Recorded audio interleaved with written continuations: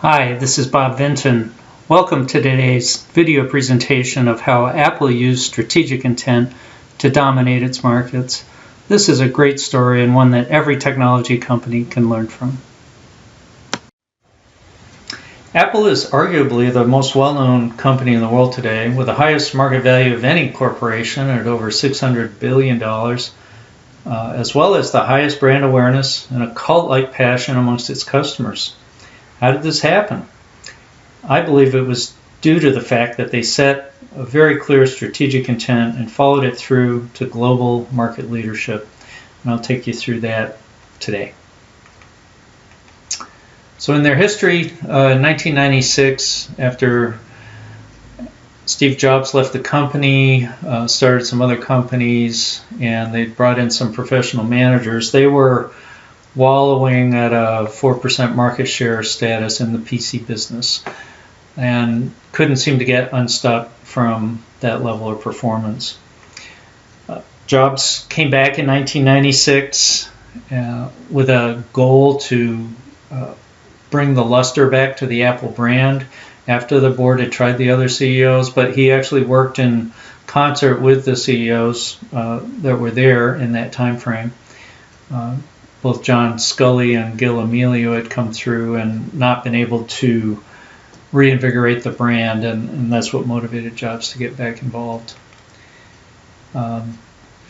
So he started working with the company and imagining the future based on the industry evolution at that time of the internet and digital content, and started with a focus on reinvigorating the Mac PC. That was their core business, and clearly they needed to make a new splash in the market to get more attention. And so that resulted in the iMac being developed and brought out in 1998. And also inspired a couple of other innovations, FireWire digital data transfer to move things around between different devices quickly, iTunes software, the first version in 1999, to be able to hold and manage your content on the PC. These are core pieces of technology that were in line with the vision to move forward into the future. And finally, in 2000, Jobs went full-time as CEO again, and at that time, he set the strategic intent for an Apple computer to become the hub of your digital life. A very simple statement, but one that redefined the market in the customer's terms, but I think more importantly, redefined it in a fashion that the people inside Apple could focus on their customers' needs and how they were going to bring value to the customer. Following that intent, they went on to dominate the market for digital music players and content. That was clearly the killer app that launched them on this path to global leadership. Utilized a philosophy of using light devices like the iPod to leverage that PC hub, which held the software and the processing. So that concept started to become real as embodied in the iPod and the iTunes software on the computer. So it was the proof of concept. It really demonstrated the power of that approach, which they've followed on in subsequent iterations. Obviously, they identified and met the desire for portable digital music, and were able to understand that at a gut level, because as consumers themselves, they could imagine what it would take to make that really work easily for people and in a portable fashion. And they followed that on with another innovation on the retail side, where they brought out the Apple stores, which were a very slick new concept in retailing for electronics, and installed Genius bars in those, where they would have a very high level of technical support to enable consumers to find solutions to what they wanted to do with their digital content. So really it wasn't about trying to sell them devices at that point. It was about how do we solve your problems. Of course, that led to selling more devices, but was a very unique and innovative approach at that time. So by 2007, over 50% of Apple's sales were in the iPod. Clearly, it reinvigorated the company and drove them in a different direction. Over 1 billion songs had been downloaded via the iTunes software at that time.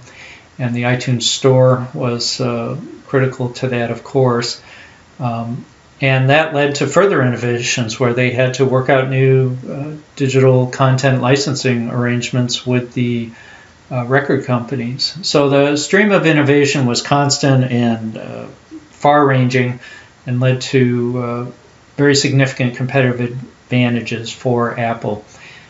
So the iPod in 2001, iTunes Store, where now we could buy music in 2003, iPod Mini, iPod Shuffle, this hit parade continued through this time with every year new and exciting things showing up from Apple. Beyond that, then, they carried on beyond digital music into other devices and services that leverage the digital hub. Cell phones, tablets, wearables, the iPhone in 2007, the App Store followed in 2008 to create the app economy, which was a dramatic and significant change in the smartphone business. The iPad in 2010, which put the touchscreen technology in the lap of consumers, literally, and really enabled a new form factor. Apple Pay in 2014 is a new payment service. The iWatch in 2015 now opens up wearables. So as you can see, they've carried forward through this entire 15-year time frame with a steady stream of innovations all around the strategic intent. So what did they really do differently as a result of aiming for that strategic intent, and how can that be utilized in your company? Critical to this is creating those advantages and competencies over time to service the intent. So they drove their investments to create these competencies that would enable the solutions that they wanted to bring to the market. So FireWire is a good example of that. It was critical to being able to move digital content around quickly. The industrial design that Apple's famous for, also a core element of all of their products, and one that didn't just happen. They had to create that design studio inside Apple that could imagine those things. Their supply chain setup was unique and innovative, and their partnership with Foxconn turned into a very large activity for them.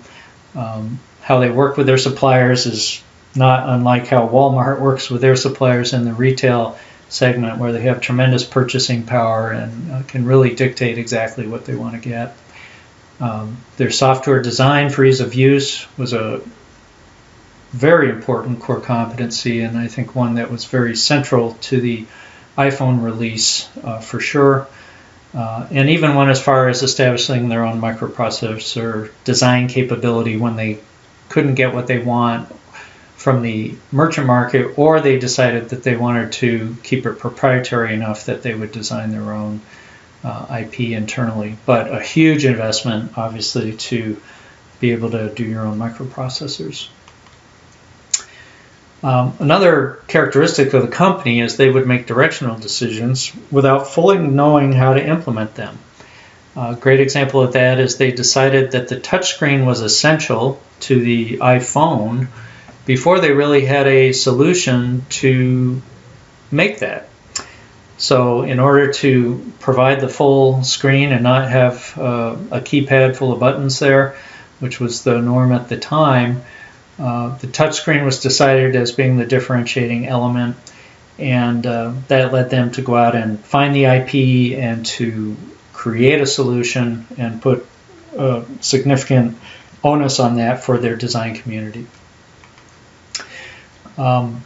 Another key factor in their management side was the unwavering commitment to this long-term path. As I've mentioned, the 15 years that they followed through on this is very strong and steady commitment from the management, even in the face of Steve Jobs passing away and passing the torch on to new management. This is carried forward. Other unique things that they demonstrated in this path is that when they needed to get to market quickly, they were certainly not above using collaboration as a way to get there at the initial release. For example, they worked with Microsoft and Adobe initially on software before they developed their own software capabilities internally. And it just showed that time to market was understood to be critical, and they needed to satisfy what the consumers really wanted to see.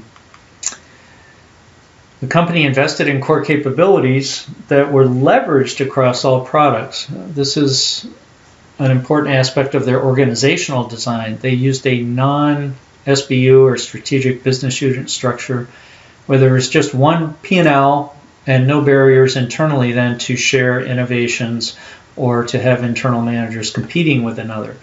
So to reuse these technologies that were invented, like the touchscreen, like the ease of use software or the iTunes platform, the FireWire IP, it was very easy and actually a central design tenet for them to do that. So they got very high leverage off their investments, reused them often, and that was really fundamental to having a shared user experience across all the platforms.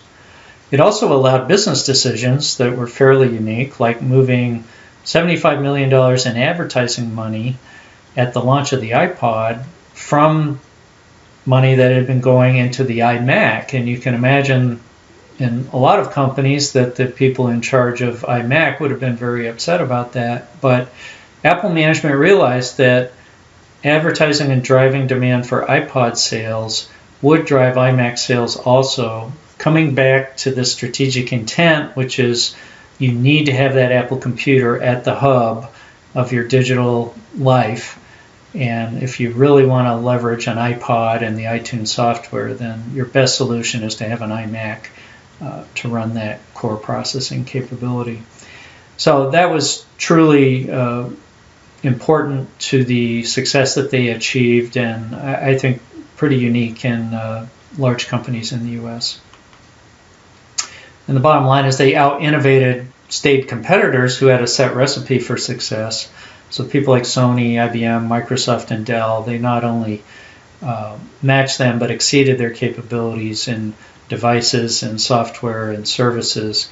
And that really led to Apple accelerating past all of them into their position as the most valuable company today. Steve Jobs clearly was at the heart of all of this, not only in setting the intent, but in the design focus and how he imagined consumers would respond to things. And he made some very pithy quotes along the way, a few of which I've highlighted here that are related to innovation, which is really the theme here, that innovation distinguishes between a leader and a follower. And I think that's clearly evident in the Apple story. And in addition, this quote that one of his mantras was focus and simplicity. I think that carried through in his design vision. But his point here is that simple can be harder than complex. You have to work hard to get your thinking clean to make it simple. And I think that's not only true for hardware design, but very true for the strategic intent decision, that to boil it down into a simple statement like we saw at the beginning didn't just roll off his tongue on day one. I think that was the essence of a lot of thinking, probably a lot of discussion, and trying to boil that down into one statement that captured where they wanted to take the company. So very important thoughts there, and I think we can all learn something from Steve Jobs. So the results, as noted at the beginning, they're the world's most valuable company and brand. When I wrote this, it was by 2x over the nearest competitors. I think that's backed off a little bit now, but still a very impressive result that I think anybody would aspire to. One note is their vision statement today, when you look online, is to make great products. And their mission statement to make iMac, iPod, iPhone under Tim Cook's leadership, in my opinion, are a bit rote. Definitely not as inspiring as the original Steve Jobs statement. On the other hand, maintaining global leadership is different than creating it. And honestly, I think a lot of people are asking the question, how much growth can Apple continue to generate, having taken over the world in the markets that it's already taken over? So that'll be interesting to watch over the next years. But I think it's obviously an impressive path in terms of what was done, and they certainly haven't let up yet. In terms of acknowledgments about some of the facts in the story, much of the data in the timeline came out of the book Steve Jobs by Walter Isaacson, which he published in 2011, and certainly would encourage you to read that and learn more details about the whole story. And of course, there's lots of information on Wikipedia regarding Apple's products and when they were released. So thank you for listening. I enjoyed presenting this information to you.